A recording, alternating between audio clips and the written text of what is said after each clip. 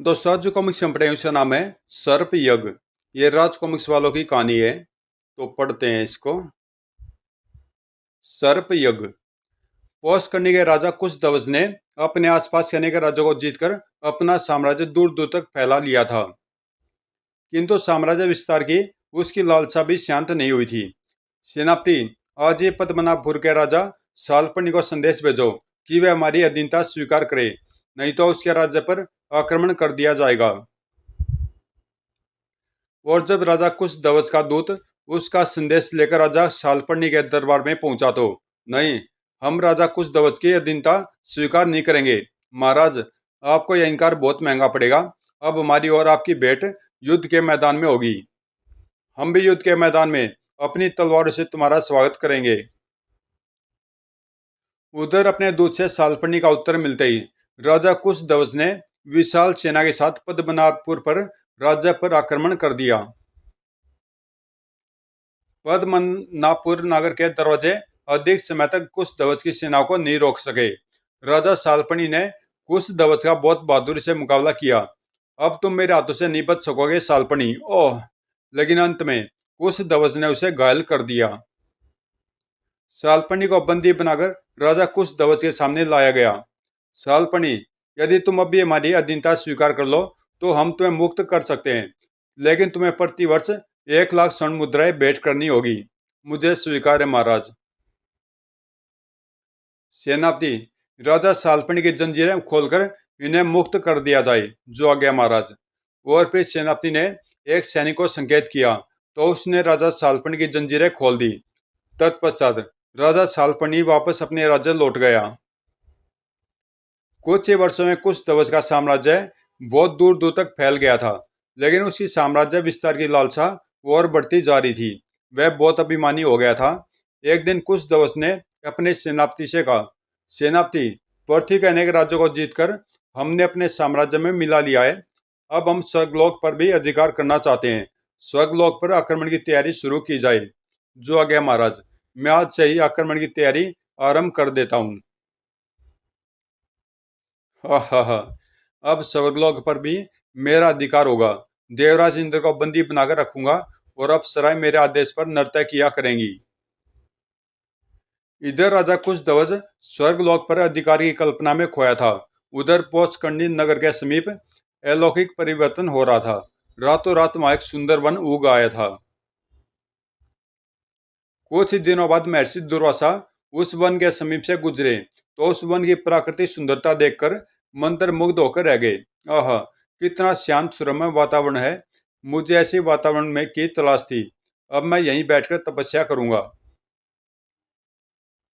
महर्षि ने मंत्र शक्ति से एक कुटिया का निर्माण किया और फिर महर्षि दुर्वासा एक घने पेड़ के नीचे बैठकर तपस्या करने लगे। अभी महर्षि दुर्वासा को तपस्या करते कुछ ही दिन हुए थे कि एक दिन राजा कुशध्वज शिकार के लिए उस वन में आ निकला। अरे, कुछ दिनों पहले तो यहाँ रेतीला मैदान होता था। अचानक इतना सुंदर वन कैसे बन गया? यह प्राकृतिक वन है या कोई माया जाल? और अगला ही क्षण राजा को वन में एक बाघ दौड़ता दिखाई दिया। ओह, कितना सुंदर बाघ है। आज मैं इसका शिकार अवश्य करूंगा। यह सोचते ही राजा ने उस बाघ के पीछे अपना घोड़ा दौड़ा दिया। बाघ का पीछा करता हुआ राजा कुशध्वज बहुत दूर तक चला गया। ओह, फिर बच गया। लेकिन इस बार मैं उसके अधिक पास जाकर बाण चलाऊंगा। सरल। लेकिन बाघ राजा से और दूर होता गया और देखते ही देखते आंखों से ओझल हो गया। ओह, बाघ भाग गया। अब उसको मारना सरल नहीं होगा। आज का सारा दिन बेकार चला गया। अब घर लौटना चाहिए। और फिर हारा थका राजा कुशध्वज नगर की ओर लौट पड़ा। बहुत देर तक राजा वन में इधर उधर भटकता रहा, लेकिन उसे वन से बाहर निकलने का रास्ता नहीं मिला। दौड़ धूप से राजा को बहुत जोर की प्यास लगाई थी। ओह, अब नहीं रहा जाता। यदि कुछ देर जल नहीं मिला तो शायद इस वन में ही मृत्यु हो जाए। और कुछ दूर जाने पर उसके मस्तिष्क में आशा की एक किरण चमकी।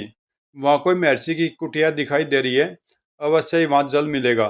और फिर राजा ने कुटिया की ओर घोड़ा दौड़ा दिया। कुटिया के पास घोड़े से उतरकर राजा महर्षि के सामने पहुंचे और उन्हें प्रणाम किए बिना बोला, मुझे प्यास लगी है। जल्दी से मुझे किसी कुएं या बावली का पता बताओ। लेकिन तपस्या में मगन महर्षि दुर्वासा कुछ न बोले तो राजा को क्रोध आ गया। मुझे जल्दी से किसी कुएं का पता बताओ, मैं प्यास से मरा जा रहा हूँ। बोलो, नहीं तो मैं तुम्हें कारागार में डाल दूंगा। लेकिन तब भी महर्षि ने कोई उत्तर नहीं दिया तो राजा क्रोध से उबल गया। ओ दूत पाखंडी सन्यासी, मैं तुम्हें अवश्य दंड दूंगा। मैं तेरी कुटिया को नष्ट कर दूंगा। राजा ने आगे बढ़कर महर्षि की कुटिया को तोड़ फोड़ दिया। अब आंधी वर्षा में तुझे कष्ट सहना पड़ेगा, तो दूतता का पता चलेगा। लेकिन इससे भी राजा को संतोष नहीं मिला तो उसने कुटिया में आग लगा दी। कुटिया को जल्दी छोड़ राजा वहां से चल दिया। जलती हुई कुटिया की लपटों से महर्षि की तपस्या भंग हुई तो ओह, मेरी कुटिया को जलाकर राख कर सारे पेड़ पौधे नष्ट कर दिए।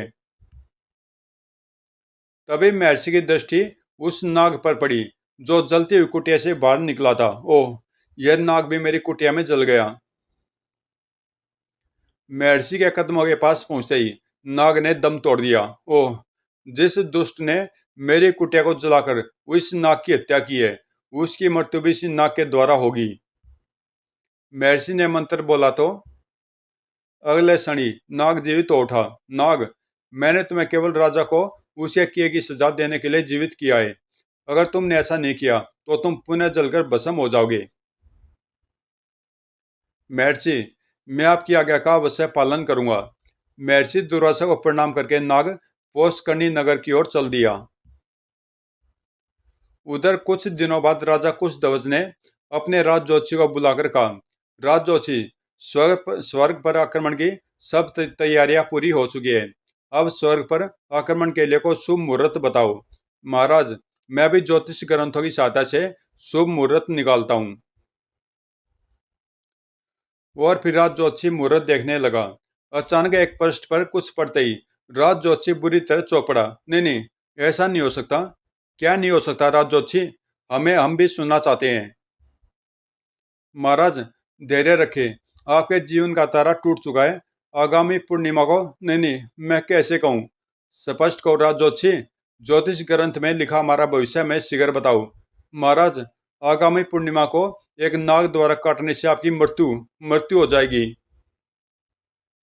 नहीं नहीं, ऐसा नहीं हो सकता। कह दो कि ये झूठ है, सब झूठ है, सब गलत है।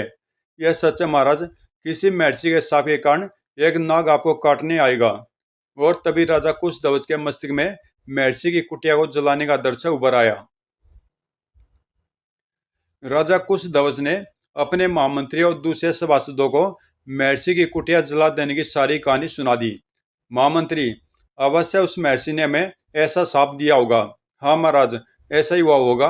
लेकिन आप चिंता न करें, हम किसी नाग को आप तक पहुंचने से पहले ही मार देंगे। लेकिन यह सब कैसे संभव होगा? महाराज, हम आपके रहने के लिए कांच के महल बनाएंगे। उस महल के द्वार पर सख्त पहरा रहेगा। कोई चिड़िया भी वहां पर पंख नहीं मार सकेगी। बस पूर्णिमा तक आपको सुरक्षित रखना है। उसके बाद महर्षि का शाप टल जाएगा। महामंत्री जी, पूरे राज्य में यह घोषणा करवा दो, जो सपेरा उस नाग को पकड़कर मार देगा या उसका विष उतार देगा, उसे बहुत सा धन दिया जाएगा। हाँ महाराज, कल सुबह ही यह घोषणा पूरे साम्राज्य में करा दी जाएगी और आज से महल पर विशेष सैनिकों का पहरा रहेगा। ठीक है, आज से सुरक्षा प्रबंध आरंभ किए जाएं। अगले दिन ही पूरे साम्राज्य में घोषणा करा दी गई। सुनो सुनो सुनो, जो कभी राजा को डसने के लिए आने वाले उस नाग को मार देगा या उसके विष को नष्ट कर देगा, उसे बहुत पुरस्कार दिया जाएगा। पता नहीं महाराज, महर्षि के सांप से कैसे बचेंगे। महाराज, उस नाग को मरवा देंगे। नगर हो या गांव, सबके मुंह पर एक ही चर्चा थी। सुना है महाराज कांच का महल बनवा रहे हैं। हाँ, कांच वाले महल में नाग प्रवेश नहीं कर सकेगा। कुछ ही दिनों में एक भव्य कांच का महल बनकर तैयार हो गया। राजा रानी और उनकी पुत्री स्वर्ण रेखा उस महल में रहने लगे। द्वार पर सैनिकों का पहरा था। महामंत्री और सेनापति के अलावा किसी को उस महल में जाने की आज्ञा नहीं थी। नहीं, आप महल में नहीं जा सकते।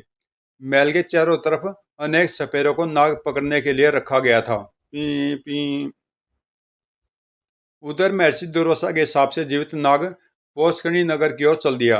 अभी वह जंगल के बीच पहुंचा ही था कि उसने कुछ सपेरों को घूमते हुए देखा। ओ सपेरे, शायद राजा कुछ ध्वज ने मुझे मारने के लिए इन्हें भेजा है। अगर मैं मनुष्य का रूप परिवर्तित कर लूं तो ये मुझे पहचान नहीं पाएंगे और मैं सरलता से राजा के पास पहुंच जाऊंगा। और फिर अगले क्षण ही वह मनुष्य के रूप में परिवर्तित हो गया। मनुष्य के रूप में वह नाग पोस्कनी नगर की ओर चल दिया।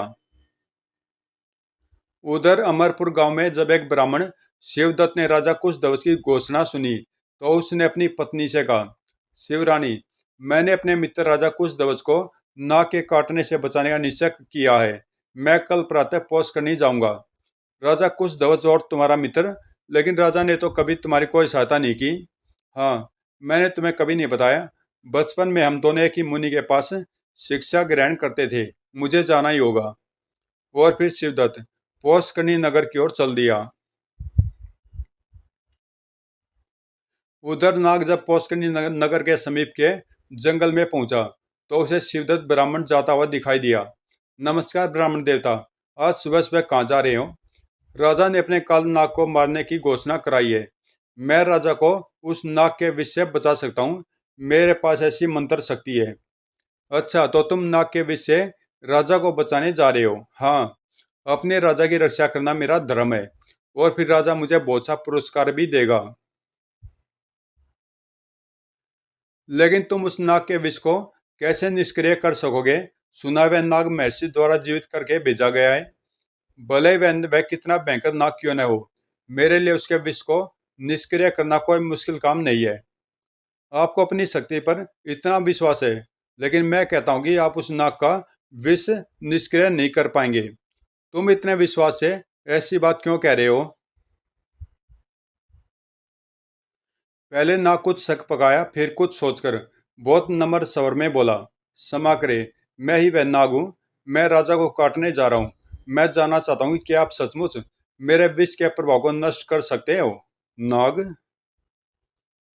हाँ, मैं तुम्हारे विष के प्रभाव को नष्ट कर सकता हूँ। यदि तुम्हें विश्वास न हो तो भी परीक्षा ले सकते हो। ठीक है, मैं किसी मनुष्य को काटूंगा और फिर आप उसे ठीक करके दिखाएं।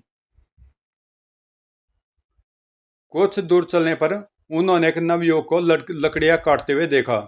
उस नवयुवक को लकड़ियां काटते हुए देख रहे हो ब्राह्मण?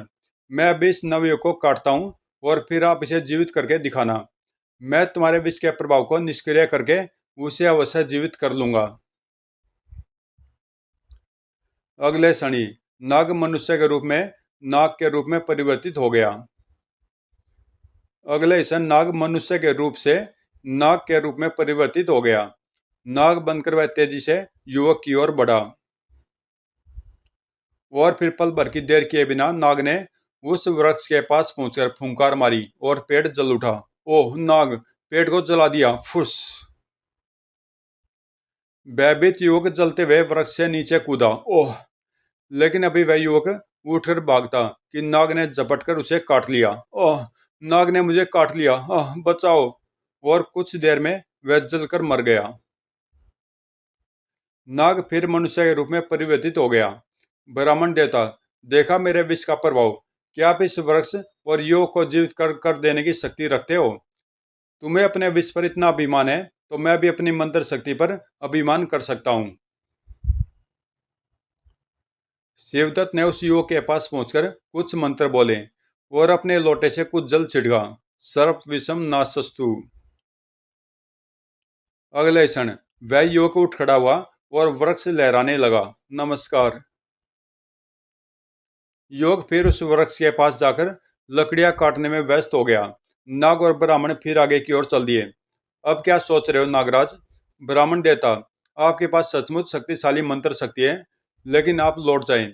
मैं आपको इतना धन दूंगा कि फिर कभी धन की जरूरत नहीं होगी।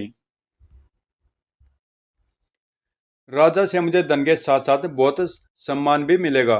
सर्वत्र मेरी प्रशंसा होगी। यदि मैं तुमसे धन लेकर लौट जाऊंगा तो यह राजद्रोह होगा।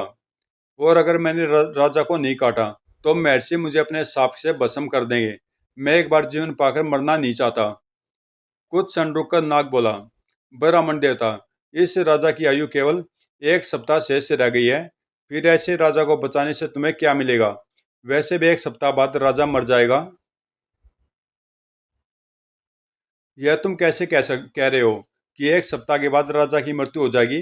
क्या तुम झूठ बोलकर मुझे लौटाना चाहते हो? नहीं, मैं आपसे झूठ नहीं कह रहा। मैं नागराज वासुकी का पुत्र नागेश्वर हूँ। मैंने अपनी शक्ति से ज्ञात किया है। ठहरो, मैं सम राजा की मृत्यु ज्ञान प्राप्त करके आगे कोई फैसला करूंगा। और शिवदत्त एक वृक्ष के नीचे बैठकर ध्यान मगन हो गया। कुछ क्षण बाद ही शिवदत्त चौंक कर उठ खड़ा हुआ।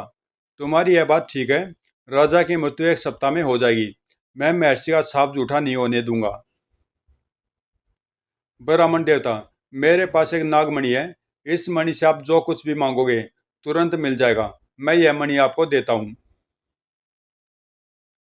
नाग से नागमणि लेकर शिवदत्त अपने गांव की ओर लौट पड़ा और नाग नगर की ओर चल दिया। तीव्र गति से चलता हुआ नाग कुछ ही देर में पौष्करणी नगर में पहुंच गया। अब राजा को कोई मेरे विष से नहीं बचा सकेगा। लेकिन कांच के महल के पास पहुंचते ही नाग विचलित हो उठा। सपेरे, विष नाशक औषधियां और इतने सारे सैनिक। राजा ने सुरक्षा का बहुत प्रबंध किया है। लेकिन कुछ दूर चलने पर विष नाशक औषधियों के प्रभाव से नाग का सिर चकराने लगा। वह स्थिर खड़ा नहीं हो पा रहा था। ओह, यह मुझे क्या हो रहा है? विष नाशक औषधियों से मेरा सिर फटा जा रहा है। मैं तो महल के दरवाजे दरवाजे तक भी नहीं जा सकता। विष नाशक औषधियों की असहनीय पीड़ा से विचलित होकर नाग लौटना चाह रहा था कि तभी उसकी दृष्टि महल के दरवाजे पर खड़े एक बूढ़े पर पड़ी। महाराज के लिए कुछ ताजे आम लाया हूँ। अच्छा, तुम आमों की टोकरी यहीं पर रख दो। हम अच्छी तरह देखकर आम महल में बेच देंगे। सेनापति ने टोकरे से आम निकालकर देखे और फिर एक शीशे के पात्र में रखकर सैनिक से कहा, सैनिक, इन आमों को महल में पहुंचा दो। तभी कुछ सोचकर नाग उस बूढ़े माली के पीछे चल दिया। मुझे इस बूढ़े का पीछा करना चाहिए। कुछ ही देर में बूढ़ा माली अपने बाग में पहुंचा तो नाग भी उसके पीछे वहां पहुंच गया। कौन हो तुम? राजा के इस बाग में क्यों आए हो? बाबा, मैं ही राजा का काल वह नाग हूँ। लेकिन इतने सुरक्षा प्रबंध देखकर मैं कांच के महल में नहीं घुस पा रहा हूँ। कल जब तुम फल लेकर जाओगे तो मैं सूक्ष्म बंद कर एक फल में बैठ जाऊंगा। तुम वह फल सेनापति तक पहुंचा देना। नहीं, मैं ऐसा नहीं कर सकता। मैं अपने राजा की हत्या में आपकी कोई सहायता नहीं कर सकता। यदि तुम ऐसा नहीं करोगे तो मैं अभी तुम्हें डस लूंगा और फिर तुम्हारे पूरे परिवार को मार दूंगा। नहीं नहीं, आप ऐसा नहीं करेंगे। मैं आपकी आज्ञा का पालन करूंगा। बूढ़ा माली नाग की बात से बुरी तरह डर गया। दूसरे दिन नाग सूक्ष्म रूप में परिवर्तित होकर एक आम में छिप गया और बूढ़ा माली आमों का टोकरा उठाकर महल की ओर चल दिया। प्रतिदिन की तरह माली से आम लेकर सेनापति ने महाराज के पास पहुंचा दिए। उस दिन राजा कुशध्वज, उनकी पत्नी और राजकुमारी स्वर्णरेखा भोजन कक्ष में एकत्र हुए। तो सुनंदा, इतने दिन तो बीत गए, कल पूर्णिमा है। बस किसी तरह सांप का अंतिम दिन भी गुजर जाए तो फिर मुझे कोई नहीं मार सकेगा। हम सब भगवान से यही प्रार्थना कर रहे हैं। पिताजी, इस कांच महल में कोई नाग नहीं आ सकेगा। तभी राजा कुशध्वज ने वह आम उठाया जिसमें नाग सूक्ष्म रूप में छिपा हुआ था। अचानक आम का आकार परिवर्तित होने लगा। आम विचित्र रूप में फैलता चला गया और फिर एक विस्फोट हुआ। फटाक! देखते देखते वह छोटा सा नाग विशाल रूप में परिवर्तित हो गया। ओह, नाग! नाग! अगले पल नाग भयंकर रूप में राजा के सामने खड़ा था। मैं वही नागू राजा जो महर्षि की कुटिया में तुम्हारी लगाई आग में से जलकर मर गया था। महर्षि ने मुझे जीवित करके तुम्हें काटने के लिए भेजा है। नहीं, तुम मुझे नहीं मार सकते। मैं तुम्हारे टुकड़े टुकड़े कर दूंगा। लेकिन अभी राजा झपट कर दीवार से तलवार उतार पाता कि नाग ने उसे काट लिया। ओह सुनंदा, महाराज, पिताजी, अब मैं नहीं बच सकता। ओह, मैं इस नाग को जीवित नहीं छोड़ूंगी। स्वर्ण रेखा तलवार उठाकर विद्युत गति से नाग की ओर बढ़ी। अभी स्वर्ण रेखा नागेश्वर पर प्रहार करती कि उसने एक भयंकर फुंकार मारी। फुस! ओह, मुझे कुछ दिखाई नहीं दे रहा। ओह, अरे, ओह, यह क्या हो गया? और नाग वहां से चला गया। जंगल की आग की तरह राजा की मृत्यु का समाचार पूरे राज्य में फैल गया और फिर सभी लोग राजा के अंतिम दर्शनों के लिए उमड़ पड़े। भारी जन समुदाय के बीच राजा कुशध्वज का अंतिम संस्कार किया गया। मैं इस नाग से अपने पिता की मृत्यु का बदला अवश्य लूंगी। मैं पूरी नाग जाति को नष्ट कर दूंगी। और जब राजकुमारी स्वर्णरेखा को सिंहासन पर बिठा गया तो उसने सबसे पहले घोषणा की, एक नाग ने मेरे पिता को अकाल मृत्यु का शिकार बनाया है। अब मैं सर्प यज्ञ करके संपूर्ण नाग जाति को अकाल मृत्यु का शिकार बनाऊंगी। कुछ दिनों बाद नगर के बाहर विशाल प्रांगण में सर्प यज्ञ प्रारंभ हुआ। यज्ञ कुंड की अग्नि से आकाश लाल हो गया। अग्नि देवाय स्वाहा स्वाहा।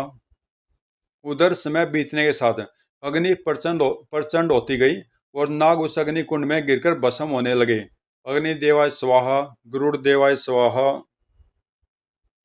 सर्प यज्ञ की अग्नि से नागलोक में हाहाकार मच गया। मंत्र शक्ति से नाग अग्नि कुंड की ओर खींचने लगे। ओह, सर्प यज्ञ की अग्नि हमें अपनी ओर खींच रही है। इस अग्नि में हम सब जल जाएंगे। हमारे विनाश के लिए यह यज्ञ किया गया है। सर्प यज्ञ की अग्नि जब वासुकी के पुत्र नागेश्वर को खींचने लगी तो, नागेश्वरी, मुझे कोई बाहर की ओर खींच रहा है। मुझे अग्नि की लपटें चारों ओर गिरती जान पड़ रही है। नाथ, हमें शीघ्र ही पिताश्री के पास चलना चाहिए। नहीं, मैं इस कक्ष से बाहर नहीं जाऊंगा, नहीं तो यह अदृश्य शक्ति मुझे खींचकर ले जाएगी। और फिर नागेश्वरी तेजी से दौड़ती हुई नागराज वासुकी के कक्ष में पहुंची। पिताश्री, उनकी रक्षा करो, कोई अदृश्य शक्ति उन्हें बाहर की ओर खींच रही है। बेटी, ज्ञातवागी पोषकर्णी नगर में सर्पों के विनाश के लिए कोई यज्ञ हो रहा है। उस यज्ञ की अग्नि नागों को अपनी ओर खींच रही है। पिताश्री, जल्दी कुछ कीजिए, नहीं तो हम सबका विनाश हो जाएगा। ओह, इस संकट से हमें देवराज इंद्र ही बचा सकते हैं। मैंने उन्हीं के आदेश पर नागेश्वर को दुर्वासा की कुटिया में भेजा था। मैं उन्हीं के पास जा रहा हूँ। पिताश्री, देर नहीं करना, नहीं तो अनर्थ हो जाएगा। मेरा स्वागत नहीं रहेगा। लेकिन अभी वासुकी अपने महल के मुख्य द्वार पर पहुंचा ही था कि, महाराज रक्षा करे, हमें सर्पयज्ञ से बचाओ। सर्पयज्ञ की अग्नि हमें खींचे ले जा रही है। उस अग्नि ने हमारे बच्चों को खींच लिया है, हमें बचाओ। बू। भाइयों, धैर्य रखो। मैं अपने मंत्री गणों के साथ देवराज इंद्र के पास जा रहा हूँ। वहीं सर्पयज्ञ की अग्नि से हमारी रक्षा करेंगे। जल्दी कीजिए महाराज, नहीं तो हम सब जलकर नष्ट हो जाएंगे। ओह, बचाओ। नागराज वासुकी अपने मंत्री गणों के साथ स्वर्ग की ओर उड़ चले। तीव्र गति से चलो, देर होगी तो नागों को बहुत हानि पहुंचेगी। कितने निर्दोष मारे जाएंगे। उधर पोषकर्णी नगर में सर्प यज्ञ के अग्नि कुंड में अनेक नाग खींचे चले आ रहे थे। ओह, बचाओ। ओह, मैं मरा। राजकुमारी, हमारी रक्षा करो, हमने आपके पिता को नहीं काटा। राजकुमारी, हम निर्दोष हैं, बचाओ बचाओ। नहीं, मैं कुछ नहीं जानती। एक नाग ने मेरे पिता की हत्या की है। मैं पूरी नाग जाति को ही नष्ट कर दूंगी। ओह, राजकुमारी, हमें छोड़ दो। पुरोहित जी, अभी तक वह नाग नहीं आया जिसने मेरे पिता की हत्या की है। मैं उस दुष्ट को भी अपनी आंखों से जलता देखना चाहती हूँ।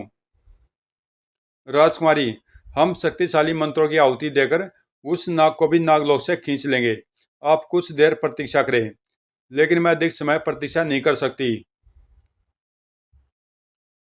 इधर पुरोहित ने विशेष मंत्रों के साथ अग्नि कुंड में आहुति दी। अग्नि देवाय स्वाहा स्वाहा। और उधर नागलोक में वासुकी का पुत्र नागेश्वर विचलित हो उठा। नागेश्वरी, मुझे रोको, मैं खींचा जा रहा हूँ, बचाओ, मुझे बचाओ। नाथ, मैं क्या करूं, मैं नहीं नहीं। अरे कोई आओ, दौड़ो, नागपुत्र को बचाओ बचाओ। आह, बचाओ। तभी कई दासियां दौड़ती हुई वहां पहुंच गई। नागेश्वरी और दासियों ने मिलकर नागेश्वर को रोकने की बहुत कोशिश की, लेकिन सर्पयज्ञ की अग्नि ने उसे अपनी ओर खींच लिया। प्राणनाथ स्वामी, बचाओ। आह। और देखते ही देखते वे आंखों से ओझल हो गया। नहीं नहीं, मैं अपने स्वामी के बिना नहीं रह सकती। आह स्वामी। और नागेश्वरी बेहोश होकर गिर पड़ी। ओह, यह तो बेहोश हो गई। अरे कोई नाग माता को सूचित करो। उधर नागराज वासुकी ने देवराज इंद्र के दरबार में पहुंचकर प्रार्थना की। देवराज, हमारी रक्षा करो। नागलोक नष्ट हो रहा है। सर्प यज्ञ में सारे नाग मारे जा रहे हैं, हमें बचाओ देवराज। सर्प यज्ञ लेकिन इस यज्ञ को कौन कर रहा है? पोष करने की राजकुमारी स्वर्णरेखा। वह महर्षि दुर्वासा के शाप के कारण मारे गए अपने पिता का बदला संपूर्ण नाग जाति से ले रही है। सैकड़ों नाग सर्पयज्ञ की अग्नि में जलकर मर चुके हैं। नहीं, अब कोई नाग नहीं मरेगा। मैं मंत्रों को नागलोक में जाने से रोक देता हूँ। सर्पयज्ञ के मंत्रों, अब तुम नागलोक में प्रवेश नहीं कर सकोगे। उधर जब मंत्र नागलोक में प्रवेश नहीं कर सके तो स्वर्गलोक में पहुंच गए। वहरे नाग, इन सबको बाहुपास में जकड़कर ले चलो। देवराज, मंत्र तो यहाँ भी पहुंच गए। इनसे हमारी रक्षा करो, नहीं तो हम अकाल मृत्यु का शिकार बन जाएंगे। रुक जाओ मंत्र शक्ति, मेरी आज्ञा के बिना तुमने स्वर्ग में प्रवेश कैसे किया? देवराज, हमें मत रोकिए, हम सर्पयज्ञ की शक्ति से बंधे हुए हैं। अगर तुम नहीं रुके तो मैं तुम्हें जलाकर नष्ट कर दूंगा। हमारे मार्ग से हट जाओ देवराज, नहीं तो हम सर्पयज्ञ की शक्ति से तुम्हें भी सिंहासन सहित उठाकर ले जाएंगे। और जब देवराज इंद्र ने अपनी जिद न छोड़ी तो मंत्रों ने उन्हें भी सिंहासन सहित उठा लिया। ओह! यह देखकर नागराज वासुकी अधिक भयभीत हो उठे। ओह! देवराज इंद्र भी अब हमारी रक्षा नहीं कर सकेंगे। हमें तुरंत भगवान विष्णु के पास पहुंचना चाहिए। हाँ महाराज, हमें विष्णु भगवान के पास ही चलना चाहिए। मंत्र और इंद्र को द्वंद करते देख वासुकी अपने मंत्री गणों के साथ क्षीर सागर की ओर उड़ चले। मंत्रों ने नागों को उड़कर जाते हुए देखा तो अरे, नागराज वासुकी और उनके मंत्री भाग रहे हैं। उनका पीछा करके उन्हें पकड़ लो, हम एक भी नाग को नहीं छोड़ेंगे। और मंत्र भी उन नागों के पीछे उड़कर चल पड़े। तेजी से उड़ते हुए वासुकी और नाग मंत्री क्षीर सागर में शेषनाग पर विश्राम कर रहे भगवान विष्णु के पास पहुंचे। भगवान, हमारी रक्षा करे, सर्पयज्ञ द्वारा नगरी की राजकुमारी हमारा सर्वनाश कर रही है। सहस्त्रों नाग जलकर भस्म हो चुके हैं। नागराज वासुकी, हम सर्पयज्ञ के समाचार सुन चुके हैं, हम अवश्य तुम्हारी रक्षा करेंगे। अभी विष्णु को आगे कुछ कहते कि तभी रोती हुई नागपत्नी नागेश्वरी वहां पहुंची। पितामह, सर्पयज्ञ की अग्नि ने उन्हें भी जलाकर भस्म कर दिया। ओह, मेरा बेटा चला गया, भगवान रक्षा करो। हम स्वयं वहां चलकर स्वर्ण रेखा से तुरंत सर्पयज्ञ बंद करने का आग्रह करेंगे।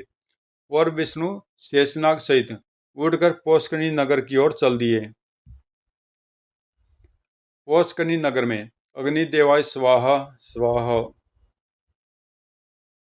भगवान विष्णु गरुड़ से उतरकर स्वर्ण रेखा के पास पहुंचे। बेटी स्वर्ण रेखा, अब यह सर्पयज्ञ बंद कर दो। इसमें नागों का कोई कोई दोष नहीं। यह सब तुम्हारे पिता के अभिमान के कारण हुआ है। मेरे पिता के अभिमान के कारण नहीं, यह सब उस नाग के कारण हुआ है जो आम में छिपकर कांच के महल में पहुंचा था। मैं सभी नागों से अपने पिता की मृत्यु का बदला लूंगी। तभी नारद मुनि की आवाज सुनकर सबने चौंक कर उनकी ओर देखा। नारायण नारायण। महर्षि प्रणाम, आयुष्मान भव। नाग द्वारा तुम्हारे पिता को काटने का रहस्य मैं तुम्हें बताऊंगा स्वर्ण रेखा। आप बताएंगे मामुनि? हाँ, विशाल साम्राज्य बना लेने के बाद तुम्हारे पिता को अभिमान हो गया तो उन्होंने स्वर्गलोक पर आक्रमण की तैयारी शुरू कर दी। उधर स्वर्गलोक में देवराज इंद्र विचलित हो उठे। नहीं, ऐसा नहीं हो सकता। पृथ्वी का एक साधारण राजा स्वर्गलोक पर आक्रमण नहीं कर सकता। देवराज क्षमा करे, कुश ध्वज कोई साधारण राजा नहीं, वह बहुत पराक्रमी है। उसने बहुत से राजों को जीता है। कार्तिकेय, सचमुच कुश ध्वज इतना शक्तिशाली हुआ है तो हम उससे युद्ध नहीं करेंगे, बल्कि उसे अपनी बुद्धिमानी से पराजित करेंगे। वह कैसे देवराज? हमें ज्ञात हुआ कि महर्षि दुर्वासा पोषकनी नगर के पास से गुजरने वाले हैं। हम विश्वकर्मा से वहां पर एक अलौकिक वन का निर्माण कराएंगे, जहां पर महर्षि तपस्या को तैयार हो जाएंगे। लेकिन इससे क्या होगा देवराज? जब राजा उस वन में शिकार को आएगा तो हमारा मायावी बाघ उन्हें बहुत भटकाएगा और फिर लोप हो जाएगा। भागदौड़ से परेशान राजा को प्यास लगेगी और वह जल पाने की इच्छा से महर्षि के पास पहुंचेगा। महर्षि अपनी तपस्या में लीन होंगे। जब अभिमानी राजा उन्हें बुरा भला कहेगा तो उनके क्रोध का शिकार बन जाएगा। बेटी, सब कुछ देवराज इंद्र की योजना के अनुसार हुआ। क्रोधित होकर महर्षि दुर्वासा ने शाप दिया और वासुकी के पुत्र नागेश्वर ने राजा कुश ध्वज को काटकर मृत्यु का शिकार बनाया। नागराज वासुकी ने देवराज इंद्र के आदेश पर नागेश्वर को दुर्वासा की कुटिया में भेजा था। ओह, यह सब मेरे पिता के झूठे अभिमान के कारण हुआ। क्षमा करे भगवान, मैं भी सर्पयज्ञ बंद कर देती हूँ, लेकिन क्या? मुझसे अनजाने में सर्पयज्ञ द्वारा जिन निर्दोष नागों की हत्या हो गई है, उस पाप से मैं कैसे मुक्त हो सकूंगी? स्वर्णरेखा, इसके लिए तुम्हें भयभीत होने की जरूरत नहीं। मैंने उन सब नागों की जीवित करके पहले ही नागलोक में भेज दिया है। ओह भगवान, आपने मुझे इतने बड़े पाप से बचा लिया। भगवान, मुझे सर्पयज्ञ के लिए क्षमा करें। क्षमा तो तुम्हें नागराज वासुकी से मांगनी चाहिए। स्वर्णरेखा, बेटी, अपने पुत्र नागेश्वर के लिए क्षमा तो मैं तुमसे मांगना चाहता था, लेकिन मुझे देवराज के आदेश पर यह सब करना पड़ा। और फिर भगवान विष्णु गरुड़ पर सवार हो क्षीर सागर की ओर चल दिए। नागराज वासुकी भी अपने नागों के साथ नागलोक को उठकर चल दिए। समाप्त। तो दोस्तों, कॉमिक्स यहीं पे समाप्त होती है और मिलते हैं किसी अगली कॉमिक्स में। और ये कॉमिक्स भी ठीक ठाक थी, भगवानों की कहानी थी इसमें। और मिलते हैं किसी अगली कॉमिक्स में।